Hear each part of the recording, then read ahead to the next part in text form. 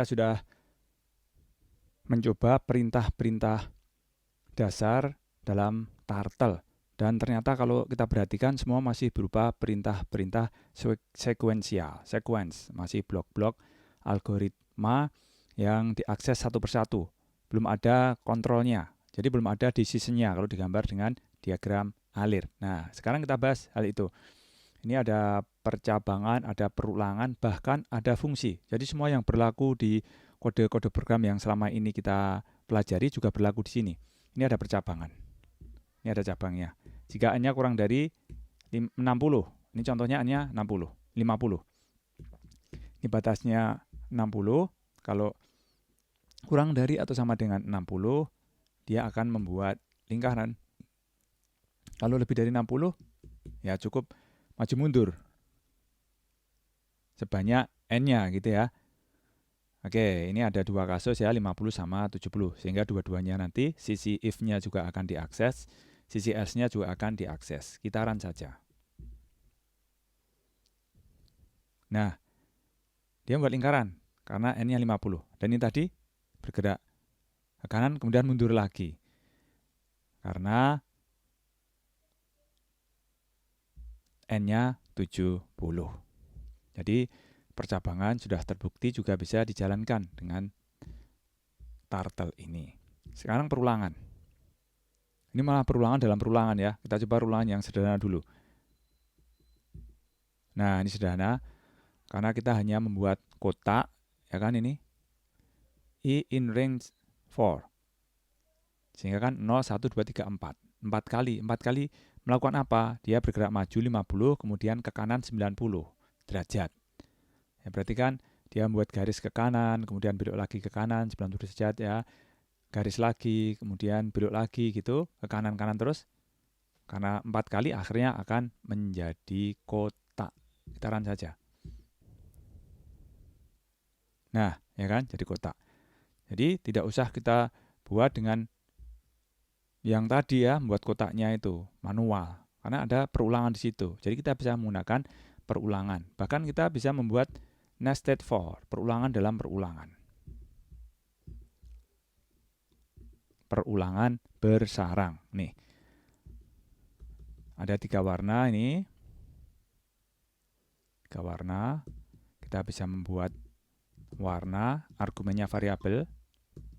Kemudian buat lingkaran dengan jari-jari 50. Terus dia menghadap belok kiri 70 derajat gitu ya. Mutar gitu 70 derajat. Kemudian buat lagi seperti ini. Tapi warnanya ganti. Ganti-ganti seperti itu. Sehingga ada 3 warna nanti. Dan itu diulang 2 kali. Karena ini range-nya 2. Kemudian background-nya hitam. Coba kita run apa yang terjadi. Nah, ya kan buat lingkaran 3 warna. Diulang lagi seperti itu. Nah, setiap kali buat lingkaran dia belok dulu ke kiri 70 derajat. Jadi percabangan, perulangan, apapun yang berlaku di kode program secara umum juga berlaku di Turtle ini. Loh, masih ada satu yang belum dicoba, yaitu fungsi dalam Turtle. Sama ya, ini juga berlaku. Kita membuat curve ini.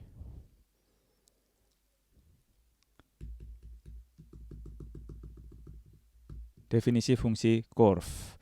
Nanti dia dipanggil di sini, ada curve. Kira-kira apa yang terjadi ya? Ya, ini sudah ada 2 variabel. Yang satu T itu turtle-nya. Ini turtle ya. Kemudian yang S adalah screen-nya. Screen ya kan? Karena ini background. Background-nya biru. Ini ganti ukuran saja, ini ganti kecepatan. Kemudian color-nya ini orange sama pink. Apa yang dia lakukan?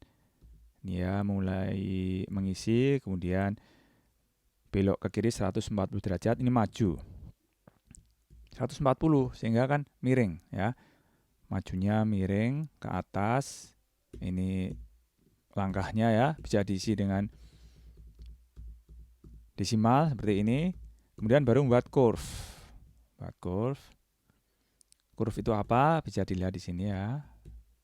Perulangan begitu ya. Jadi ini dikit-dikit.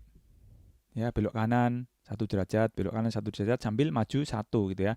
Berapa kali? 200 kali. Oleh karena 200 kali kan nanti bisa nyambung seperti curve. Gitu ya. Terus ini dia belok arah lagi gitu ya. Kemudian buat curve lagi. Maju lagi gini ya. Ya, daripada penasaran di-run saja apa yang terjadi.